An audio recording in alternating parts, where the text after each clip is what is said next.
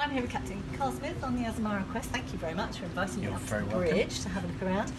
Tell me about the Azamara Quest, the stats. If I can explain this as I would to the pilot, we're 180 metres long, 28 metres wide. We have a draft of 5.8 metres. That's the amount of ship that's under the water.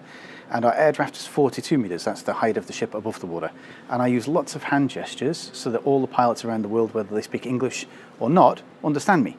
So basically, the Quest is quite a small ship, relatively speaking. In this day and age, we're quite a small ship. The perfect size, really. We get into so many little harbours around the world. And today's a perfect example. We're in Livorno. The bigger ships are parked way over there.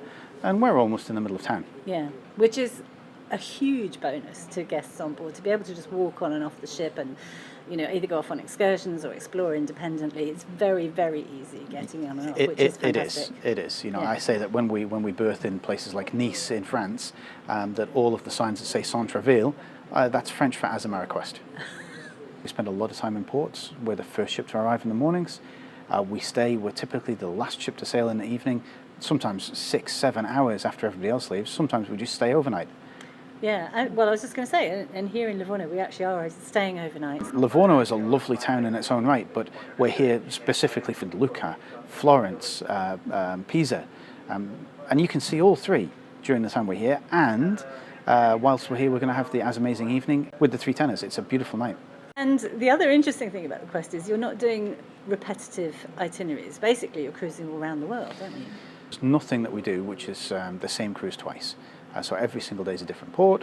All of our itineraries are different. And as a result of that, we've met quite a few passengers on board who are doing consecutive cruises because the variety is there. You can do that. You can just tack them together. We have guests who do back to back to back to back on this ship, and quite often they could be here for 2 months without us touching the same port twice. So it's a lovely way to travel. You unpack once and you get to see a great chunk of the world without having to worry about immigration, waiting at the borders, changing your hotel. You know, your hotel moves for you. Yeah.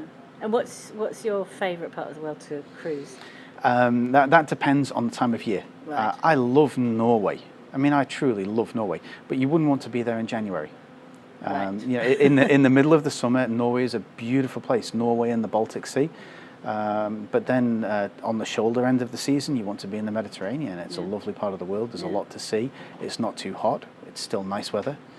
And then in the Northern Hemisphere winter, you don't really want to be in the Mediterranean either. So you want to be looking at, me personally, I like to head out to Asia.